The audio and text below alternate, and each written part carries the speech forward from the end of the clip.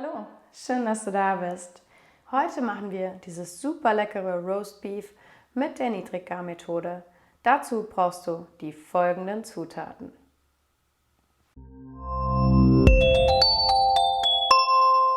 Dazu habe ich hier schon ein schönes Stück Roast Beef. Das hat mir auch der Metzger schon relativ gut zurechtgeschnitten. Normalerweise sollte man schauen, dass man das Roast Beef von den Sehnen befreit, wobei diese Sehne hier nach innen reingeht, wie du siehst. Die würde das Ganze dann so ein bisschen splitten, von daher lasse ich die dran. Auch ansonsten, hier unten ist noch ein kleines Stück, also von daher als erstes dein Stück Fleisch anschauen und wenn irgendwo noch Sehnen oder so Fettstücke dran sind, die du nicht möchtest, diese dann direkt wegschneiden. Das hier lasse ich jetzt alles, weil ich es sonst auseinandernehmen würde und am Ende wird ein Roastbeef ja am Stück gemacht. Hier jetzt als allererstes Pfeffer auf alle Seiten. So, zum Marinieren mache ich es dann in einen Gefrierbeutel. Du kannst aber auch eine andere Art von Tüte nehmen. Tüte deswegen, weil du dann weniger Marinade brauchst, wie wenn du es in der Schale machst. Das Stück hier erstmal rein. So, hier habe ich jetzt Rosmarin. Den lege ich da jetzt schon direkt mit rein, so wie es mir gefällt. Du kannst natürlich auch andere Kräuter noch dazu benutzen, Thymian, Salbei, was dir schmeckt. Und wenn du Knoblauch magst oder verträgst, ich habe ja eine Knoblauchallergie, deswegen benutze ich nie welchen, dann kommt dieser auch jetzt schon mit dazu. Fleisch immer vom Metzger deines Vertrauens kaufen. Ich verlinke dir meinen hier unter dem Video. So. Hier gebe ich jetzt nur noch Olivenöl mit rein.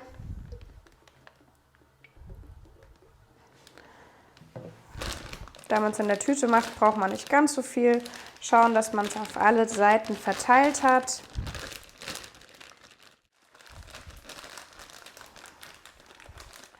Und so verpackt lässt du das Fleisch jetzt erstmal für mindestens 2 Stunden marinieren. Ich lege es dazu in den Kühlschrank. Wenn du dein Fleisch von der Zeit her direkt nach den 2 Stunden machen musst, dann hol es am besten nach 1,5 Stunden raus, damit es schon so ein bisschen Zimmertemperatur bekommt. Ansonsten sehen wir uns dann wieder, auch wenn mein Fleisch Zimmertemperatur hat. Und dann zeige ich dir, wie es weitergeht. So, unser Roast Beef ist jetzt fertig mariniert. Ich habe jetzt hier schon einen Bräter, um das Roast Beef anzubraten. Da habe ich ein bisschen Schmalz drin. Den stelle ich schon direkt auf die höchste Stufe. Und auch der Backofen ist jetzt schon auf 80 Grad Umluft eingestellt.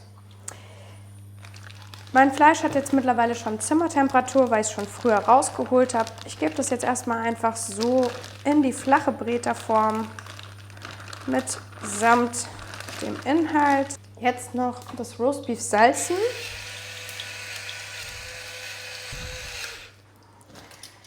Gerne eine Zange nehmen zum Wenden, damit wir jetzt das Fleisch nicht so einstechen und der Saft so rausläuft. So, und jetzt, wenn das Öl dann soweit heiß ist, ich mache auch schon direkt die Lüftung an, von daher es wird jetzt laut, das Fleisch einfach von allen Seiten anbraten.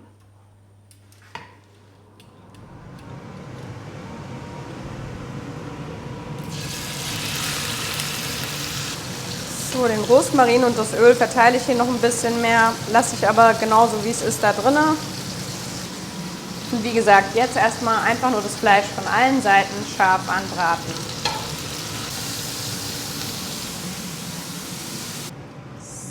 So, hier ist jetzt das fertige, scharf angebratene Roast Beef. Da gilt es jetzt, ein Fleischthermometer so reinzusetzen, dass es möglichst den Kern erwischt, also quasi den Mittelpunkt. Ich will nur so ungefähr abschätzen, wie weit. So, 2 Finger muss noch rausschauen. Hier in der Mitte.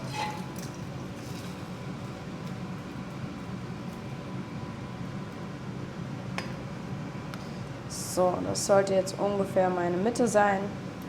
Jawohl. Hier lege ich jetzt noch ein bisschen Rosmarin oben drauf und schön an die Seiten dran. So, und so kommt das Roastbeef jetzt in den Backofen. Es ist immer einfacher mit einem Fleischthermometer. Meins hat jetzt gerade 28 Grad. Ideal wären 56 Grad Kerntemperatur. Wenn du es ein bisschen mehr Medium willst, musst du es dementsprechend ein bisschen länger drinnen lassen. Ansonsten braucht ein Roastbeef sehr unterschiedlich von der Größe und der Dicke und der Höhe 1,5 bis 2,5 Stunden. Bei 80 Grad Umluft oder 100 Grad Ober-Unterhitze. So, kommt es jetzt auf jeden Fall in den Ofen und bevor du es am Ende rausnimmst, nochmal 10 Minuten im ausgeschalteten Ofen stehen lassen, dass es nochmal einen Moment lang ruhen kann. Und dann ist hier unser fertiges Roastbeef. Ich wünsche dir einen guten Appetit. Vielen Dank, dass du bis zum Schluss dabei geblieben bist und viel Spaß beim Nachmachen. Und wenn du mich in Zukunft unterstützen möchtest, abonniere gerne meinen Kanal.